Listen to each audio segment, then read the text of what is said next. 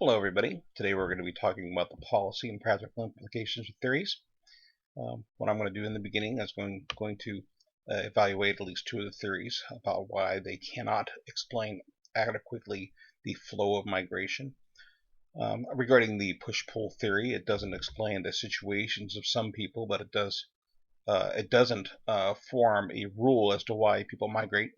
People see the advantages and disadvantages of coming because of what countries such as the United States have to offer. We can't really use this theory to adequately explain why we didn't have a greater influx of immigrants to the United States with such nations that are as rich as the United States. Wouldn't we expect to have a larger attraction of immigrants? Such just as Haas said in one of the videos, we do need to take a closer look at the causes of lack of migration as well as the causes of migration. The macroeconomic theory isn't really sufficient either, because though the theory does discuss the advantages and disadvantages and decision making, um, with the process of decision making for people who live in other countries, they can evaluate their situation and decide whether or not they're going to migrate to another country. It doesn't really explain the the reason why more people haven't migrated from those other countries. Um, Personally, I've been involved with the family from Cuba who was seeking refuge inside the United States, and they told me that they came for economic reasons, which would fit the micro economic theory idea. But my question really is, what took them so long to migrate, and why didn't their families come over at an earlier time, and why does the country of Cuba still have so many people who live in it, even though there's widespread poverty inside the area, inside the island, while just across the Caribbean, we have a country such as the United States who has a much higher standard of living. And so, to me, it is clear that the push pull and the macro theories don't go far enough in explaining migration. I thought the articles regarding Sweden and Germany were interesting, and that they illustrated the impact of immigration and the immigration policies on the actual migration flows that were discussed by the authors. Um, the Swedish immigration policy was very inclusive, especially in the 1970s, and the policies changed with the attitudes of the people against immigration over the course of time.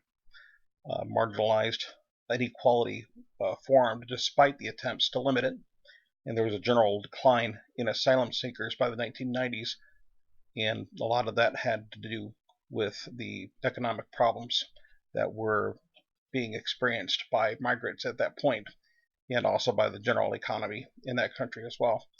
And the situation in Germany was very interesting as well, and their situation was a little bit different. In their situation, they've had a lot of people that have come seeking refuge um, from wars in the Middle East, and there were a lot of people that were welcome to the country. But in this situation, there was a situation where there was a widespread crime that was taking place. There was a mob of about 1,000 people who went around groping, molesting, and robbing people. And some of the people who were accused of doing these things were refugees. And as a result of this, there's been a change in attitude toward the migrants, and it's being thought that Germany is losing control of the people that they welcomed in originally. And so now laws are being changed so that those who are committing the crimes will be serving their prison terms in countries other than Germany. Now, according to Haas, policies that have been more restrictive haven't really stopped the flow of migration to Europe, but have changed the way that people migrate. This is very similar to the situation that we have read about from people from Mexico and El Salvador, and a lot of people that it is we know that even live here in Omaha. We read about the change when there was, we read about the change when there was a an exchange program called the Braceros program. And when it stopped, the migrants did not stop, but what it really did was it changed the way that they were migrating. So we still had the flow of immigration. Hein de Haas focused on a few things that I didn't really catch from Massey. He talked about questions that needed to be answered, and I thought that was pretty interesting. Why do they emerge? Why don't they emerge? How do they come to an end? How does the flow affect later migration? And he also talked about sets of places, which I thought were interesting, like the immigration that comes at one end will result into a counterflow of somewhere else.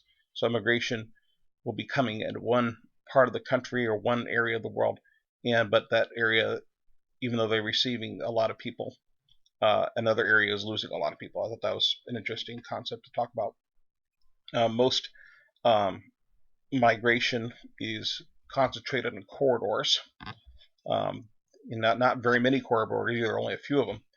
But we don't really look at the rest. He talks about questions like how migrations come to an end. He mentioned the idea of immigrants helping others to come over as naive, which I'm not sure if I completely agree with that, but it's something that would be worth looking at a little further. And he also talked about the importance of networks to migrate. So if a person is not eligible to receive benefits for here in the United States, they would need to know a lot of people that lived over here for the purpose of being able to survive until they're able to establish themselves.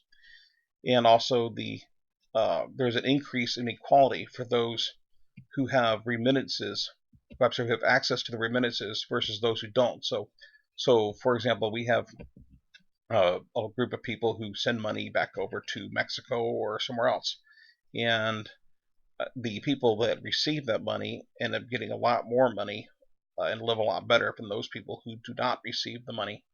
And of course, there are some social problems that go along with that. Well, I want to thank you very much for watching the video, and I hope that everybody enjoys the rest of the class. Thank you so much. Bye-bye.